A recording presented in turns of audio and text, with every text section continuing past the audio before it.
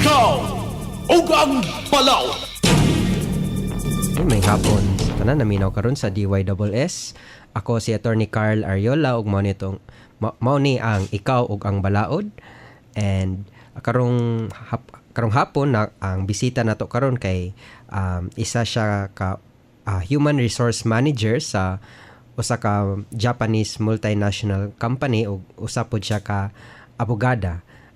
Iyang pangalan kay si Attorney Maria Lenny Ignalaga. May hapon, Attorney. Yes, good afternoon, Attorney Carl. Okay, so karong hapon ang among topic, among nastoryaan, nga ang among topic karong hapon na kay kaning about management prerogatives and responsibilities kay si Attorney. Again, usa siya ka human resource manager, so nindot ang iyang perspective kay kung although na ay nindot mag-discuss sa mga rights or law bahin sa labor, no, mas nindot man pud sad nga mag-discuss pud ta about sa mga rights or mga law on the part of the management kay or the employer kay para magkasinabtanay tano balanse pud ba kay nabiya pud nay mga rights ang or nasay mga balaod nga mo pabor sa management or sa employer. Okay? So ato nang sugnan, Attorney. Okay. Before we proceed bahin sa mga different kinds of management prerogatives sa usa ka at employer, nganong na may management prerogatives in the first place? Nganong dili lang puro focus tanan sa labor, di ba? Kay kung walay labor,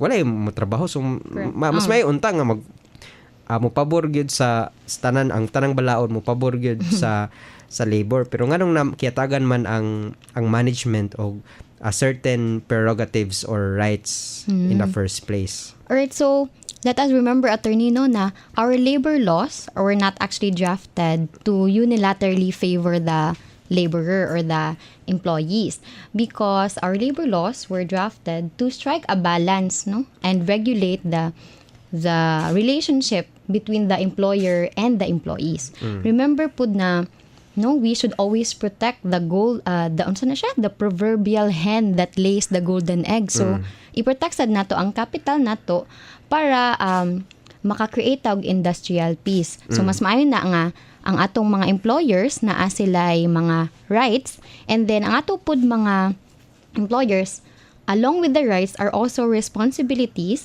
for them to protect their laborers or their employees para as I have said, maka-strike og balance. Okay, when we think about it again, kung wala say employer, wala say management, wala po'y trabaho ang... Correct, walay capital, Attorney. So, mo nang naagi mga certain rights and laws nga mopabor gyud sa management kay they also have the right, and I think we also learned this during law school, no, one of the rights kay sa usa ka employer or management is the right to profit. Correct. Yes.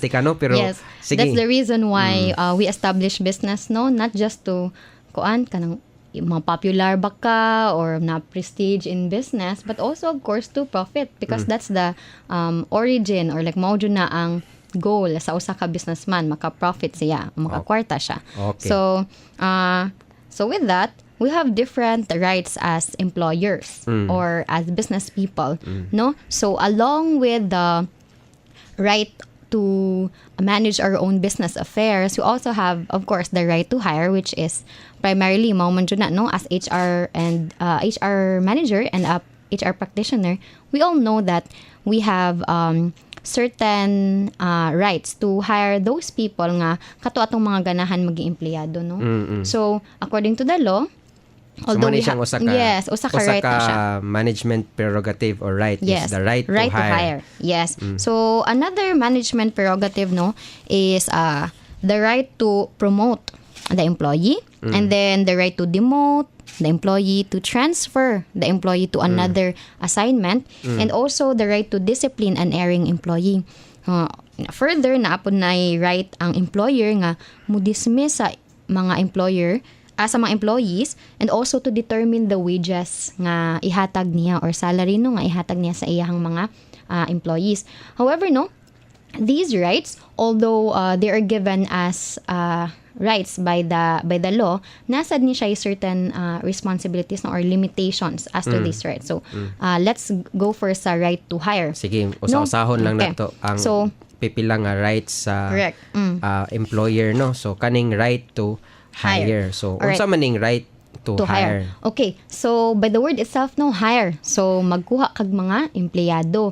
So, no, di ba, makitaan mo nato sa mga advertisements nga no kanang naay mga certain qualifications like kung naa kay ganahan nga usa ka empleyado kinta, for example, accountant or accountant kinta. So dapat naasad sa qualifications, no? So sample like dapat nakapasa siya sa board exam, tapos nakuan siya kani ang iyahang qualifications. But then the law, even if naa kay right to hire katong mga kinsay ganahan nimo nga feeling nimo qualified, naa sad limitation giset ang law, no? Dapat dili ka mo discriminate. Okay, so what are unsa man ni ang dili ka mo discriminate? So ang imuhang mga ipang-hire, dili ka mag-base sa ilahang naong or sa ilahang sex. Kuan ba siya, babae ba siya, lalaki, or unsa ba?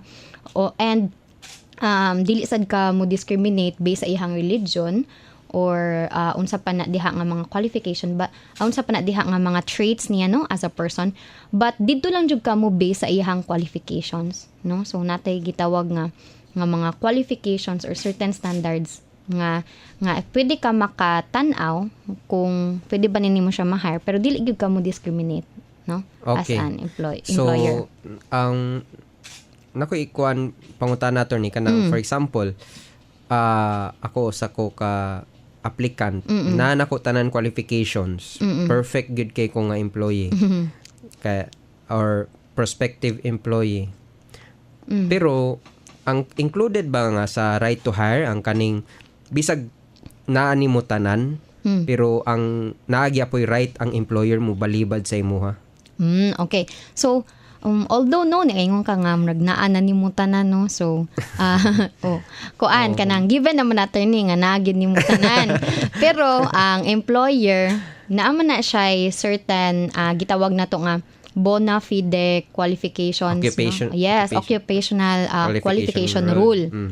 So, kana, you have mentioned earlier, na naa na nimo tanan, pero di gyapon kadawaton, kay naaman siya certain nga gipangita nga wala ka, nga somehow related siya sa imuhang person. For example, ang imuhang religious beliefs or ang imuhang gender, for example, nga legitimate gud gani siya nga consideration para pakuhaon ka as an employee. Basta legal, basta kuan lang kanang reasonable lang siya og kanang in good faith bitaw siya gihimo, dili nga tungod nga kay dili lang jud sila ganahan nimo as a person. Okay, so in short, kung applicant ka, then you fit all the qualifications, pero nagyapoy right ang employer to not hire you because that is his ultimate right. Correct. Whether to hire you or not. Okay, so mo tong right to hire, no? Okay, so yes. mo proceed natin ita sa Right to promote. Right to promote. Alright. Unsa man ning the right to promote? Okay, so of course no na kuan man ni kanang very common man nino nga if maayo ka sa trabaho, no, kay i-promote gyud ka. So ang promotion, no, is your advancement in your workplace nga gipatasan bitaw imuhang mga responsibilities and imuhang position, no. But even if ang employer, no, naa siya right to promote you, it does not entail the right to increase your salary. Doesn't mean nga kung i-promote ka sa imuhang employer, mutaas daw imuhang sweldo. So kung ikaw kung employee ka, kanang dili dapat ka mo expect, no, nga tungod nga gi-promote ka kay mutaas na imuhang sweldo. Kay promotion as defined by law kay advancement in position and responsibilities lang siya. So increase in duties and responsibilities as authorized by law, and not necessarily increase in compensation and benefits. Ayun siya. So in short, attorney, if i-promote ka, it does not necessarily mean nga there will be mutaas po di mo sweldo. Yes, correct. Incidental na siya. Oo. Dili siya na promotion nga atagan kag additional responsibilities or workload pero wala increase sa sweldo. Yes. Incidental raman na ang valid gyapon na siya nga promotion. Yes, correct. Oo. Okay. Pero I think in practice murag dili naman tingay na practice no kay although it would be valid under the law pero in any business or enterprise or corporation basta i-promote ka nadyo na corresponding increase as a management as a practice. And also no if di ba na may right ang employer to promote you. So ikaw pod as an employee kung dili ka ganahan ma-increase imong responsibilities nasad kay right to refuse. So mo na nasa kung mayno kani nga pangutana kay basig atong mga listeners para maklaro sa ilaha ba. For example, i-promote ko kay maayo kay ko mo trabaho. So naay increase in salary, increase in workload. Pero mobalibad ko. Correct. Di ko ganahan kay ganahan ra ko sa akong current workload and current pay. Pero wala na ganahi ang employer nako ng luod kay nganong di man ka mosugot sa akong pag-promote. So ki-dismiss ko. Valid ba na nga dismissal? Okay. Actually no because you cannot be punished for not accepting a gift or a reward because promotion is in a nature of a reward or a gift actually. So there's no law which compels an employee to accept a promotion. So in other words, kadong example or situation na kanina, ki-dismiss man siya kay nibalibad sa siyang promotion. So ang kadong dismissal niya kay invalid to. Yes. Illegal dismissal to siya. Okay, so at least kung naay mga kuan diha, mga mga listeners nga ki-promote niya nibalibad niya ki-dismiss, ang kadong ilahang dismissal kay illegal to siya. Correct. Illegal dismissal to siya. Moving forward, ang among i-tackle na karon is ang kaning right to demote. So kaning unsa maning na-promote nya unsa maning demote. So it is a reduction in position or in rank. So as a result of a transfer, for example, nya ang kaning right to demotion sometimes kuan siya nani siya very thin line sa right sa demotion ug ang constructive dismissal, pero it is still a management prerogative given that if an employee who is doing a position, for example kuan kanang ihang job requires some mental faculties, for example nga technical kaayo, and then wala siya bitaw nakahimo sa iyang job kay dili kayo siya maayo or wala kay siya ka-train or ang iyang mga gi-train sa iyaha kay wala kay niya na execute og maayo. So naay right ang employer nga ibutang siya sa position fitting for his mental faculties or technical nga know-how. So in that way kanang mura siya mahimo nga ma-demote siya kay mo change man ma-reduce man iyang rank or position.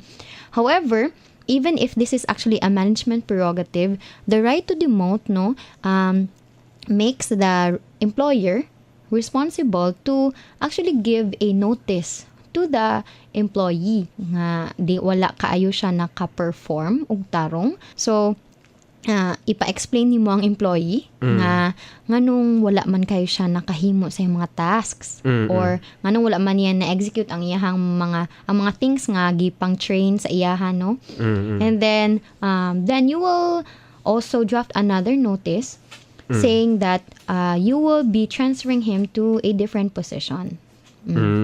So question, attorney, kanang demotion ang imong kiingon ganina is the reduction of the reduction of the responsibilities or the position of the employee, correct? Yes. Kung for example na employee na reduce ang iyang position or responsibilities pero ang iyang sweldo mao ra gyapon, demotion ba gyapon tawag ana?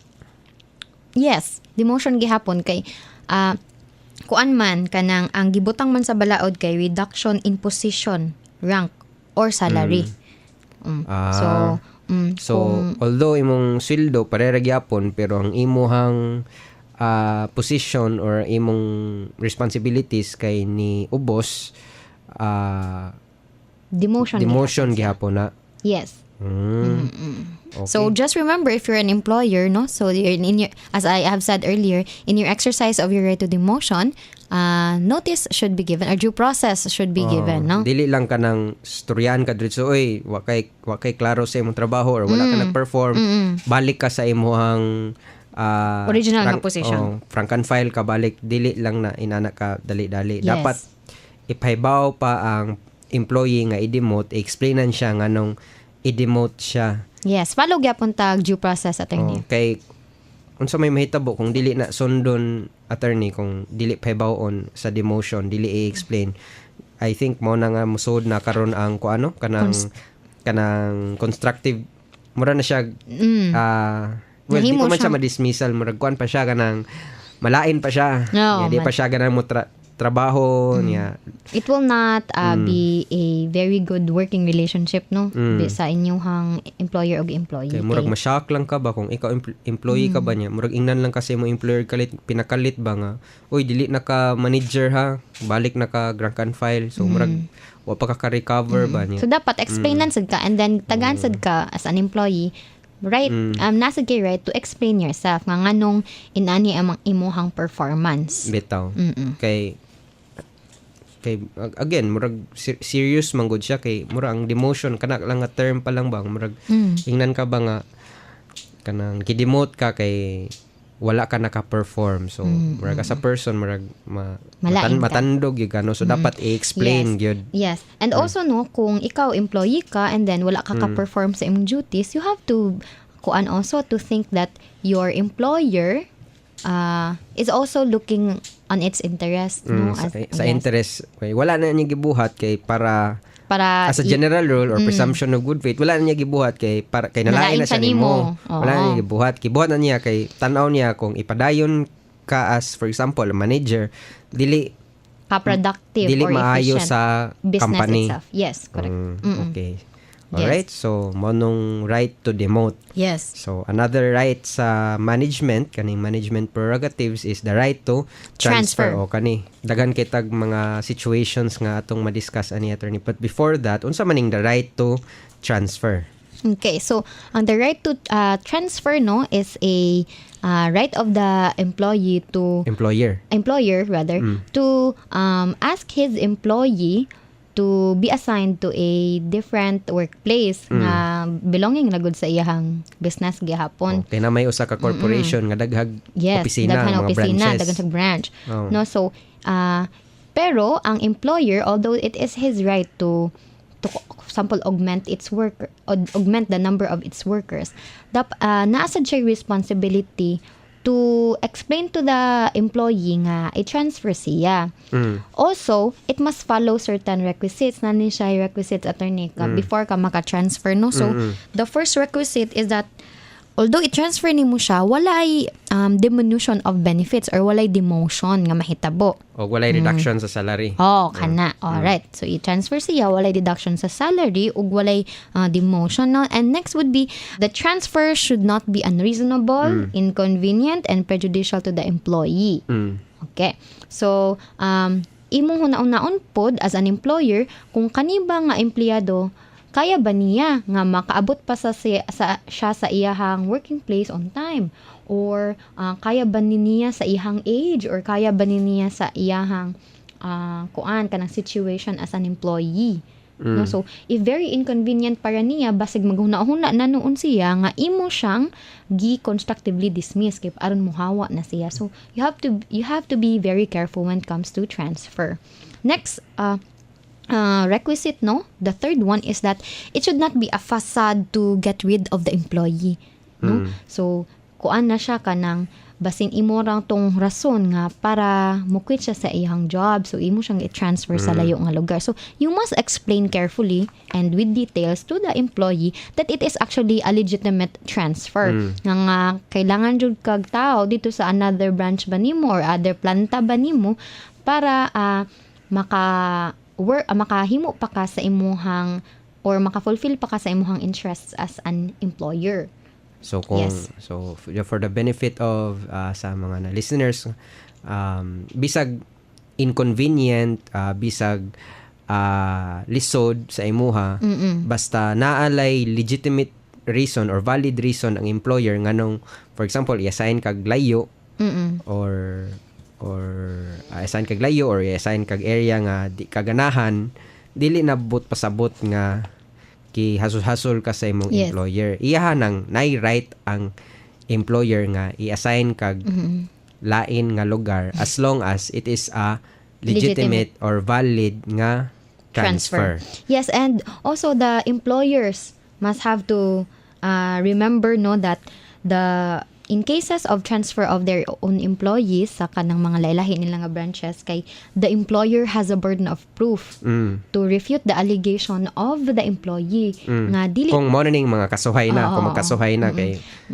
for example sa katong example na to ganina, kay nireklamo ting itong manager na hassle siya, so ni file siya case sa dole nga constructive dismissal or Yes. So in that case, attorney, the employer has the burden of proof to refute the allegations of the employee. Okay. So ang burden of proof nga mo ingon nga valid ang transfer ang employer. Yes. Okay, so dapat gahi gyud kayo inyohang HR manager nga mag-explain didto no or ang labor lawyer. Ang imong labor lawyer ma-explain didto i-refute niya ang allegation sa employee nga legitimate gyud lagi to ang gihimo nga transfer sa employee. Yes. Okay. So interesting no kaning right to transfer. So moving forward ang kaning right to discipline the employee. So basically maybe this is self-explanatory no, pero ato lang klarohon unsa man gyud ning right to discipline. So in accordance with the discretion of the employer has a right to discipline its own employees based sa code of conduct nga iyang giset sa iyang company or corporation niya. So every company naagi na siya set of rules no nga nga employees must follow. Then if ang employee wala siya ni follow sa certain rules, however small they are, kay naagi right ang employer nga mo discipline niya. Kung mamadlong. So, correct. Badlongon siya. So ang law ni-require siya nga if mo badlong gani ka sa employee nimo nga ni nakasala or erring employee ang tawag ana niya, then you must follow due process. No, so you must follow kanang gitawag nilang twin notice rule.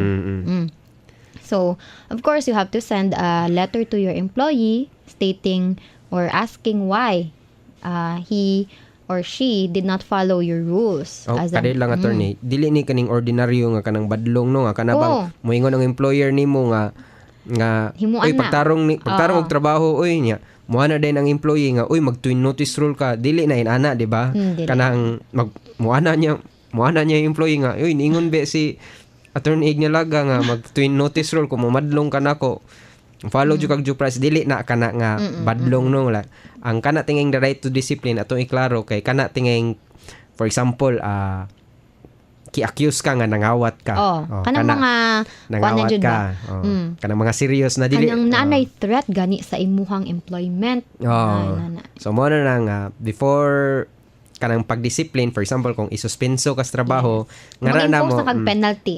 Dili kanang ordinaryo nga discipline. Kanang dili lang nga badlongon lang ka nga pagtarog trabaho. Dili ka padad-an, dili ka kailangan padad-an og letter nga mo ni nagtabi ka nya kibadlong ti ka. Dili na kay hassle pod kay na dili na siya practical. Ang pasabot aning right to discipline kay kana nang for example there are corresponding penalties Kung nga mag-impose na kag penalties, including example, dismissal or suspension or sa panadiha nga mga penalties as stated in your company handbook. Okay, so balik ta sa twin notice rule. Unsa man ning kuan? Twin notice rule, Attorney Ignalaga. Okay, so the twin notice rule, no, sa word itself palang, sa words itself palang kay twin notice. So duha ka buok notice ang ihatag sa imuha before ka ang employer maka-impose og penalty sa imuha. So as an employer, ikaw kung HR practitioner ka, kay dapat ang katong imuhang erring employee, imo to siyang padalan og first notice. So ang content sa imuhang first notice mo gitawag nga memo bitaw, kanang in ordinary terms no, memo. Padalan kag memo, ang contents ana kay number 1, you must state the facts kung unsay nahitabo. Tapos second, ibutang nimo didto unsa may mga provisions sa inyong company handbook or sa law itself nga iyahang allegedly violate. Next would be asking the employee to send a explanation letter within a reasonable number of days, no? So ipa-explain nimo siya human ang employee, so dapat niya i-receive ang letter, no, niya human i-receive niya, maghatag siya og explanation letter. So based on his explanation letter and your evidence at hand katong mga gipangutana sad nimo katong mga people involved, then you would give him another notice. Muna na siyang ang twin nga ang ikaduha. No. So in that notice, it is called a notice of decision wherein ang contents na pudaan na kay imo ra gyapon i-state ang facts, tapos imong i-state kung kanus agi hatag sa employee ang iyahang explanation letter if ever naghatag man siya, ug ang unsay law nga or ang provision sa imong company handbook nga iyahang violate. Tapos imuhang ibutang didto kung unsay imong decision as an employee, whether employer, sorry. If imuha siyang imo siyang i-dismiss ba, suspend ba, or unsa ba yung mga disciplinary measures or nga imo. Wala dito yung disciplinary measures. Yes, if imo lang ganahan lang kang mag-explain lang siya. Okay, so dapat gid na nimo i-fulfill ang kana nga requirement kay part na siya sa due process ang gitawag, no? So fair na siya para sa imuha o para pud sa employee kay aron pud ang employer, no, ikaw as an employer makabawsad ka kung unsay kahitabo sa imuhang workplace o sa imuhang company. Kaning twin notice rule, attorney, kung textan lang ka, valid na siya? Dili. Uso na ba yung text ron? Or text or kanang Facebook Messenger ka nga, oy, nangawat ka, pwede ka mag-explain ngano kung tinuod ba ni or di. So kana ni comply na siya sa twin notice rule. Ang kanang kung kuan lang ka, kung magbutang lang ka sa Facebook nga, uy, ali dire kay nangawat kuno ka. So dili jud na siya tarong. Number 1, wala siya ni comply sa requisite sa first notice kay wala man kani state sa facts. Second, wala pud kani state sa unsay gi-violate niya. Thirdly, wala sad kani explain, ay wala kani butang og requirement nga kailangan siya mo explain in writing kung unsa ang iyahang kung say involvement niya sa mga gipambutang nimo nga mga allegations didto. So dili na siya valid kung ingon naakay sa. Also no, sa imuhang second notice, kailangan siya mo ang imuhang penalty nga i-impose, kailangan siya mo correspond sa or mo follow sa principle of ang tawag na to principle of discretionary justice. No? So dapat ang imuhang penalty commensurate siya sa iyang gihimo nga sa. So kanang mga instances nga ma-dismiss ka kay kanang mga pagpangawat, no? Pagpangawat, kanang namakak ka, or violations of the company handbook kay naam na corresponding mga penalties ang naa diha sa imong handbook. Kanang mga gross misconduct, no? Kanang mga basta I think mga tao kabaw man gyud kung say mga seryoso unsay di. So the safe na lang gyud is to just do your job well and don't do the corresponding acts nga ma-dismiss ka. Attorney, kung naay mga pangutana sa imuha, unsaon man pag-contact sa mga listeners sa imuha? Yes, na ba kay email address? Na ako yung email address. So that's attorney.maria, so attorney.lennyignalaga@gmail.com. So, attorney.ma.lennyignalaga@gmail.com. Okay, mao lang sa tunong karong hapon na. Salamat kayo Attorney Ignalaga for being one of our guests this afternoon. So, since nahurot na tong oras, so salamat sa mga naminaw karon sa DYSS. Again, ako si Attorney Carl Ariola og mao ni ang Ikaw og ang Balaod. Maayong hapon sa tanan.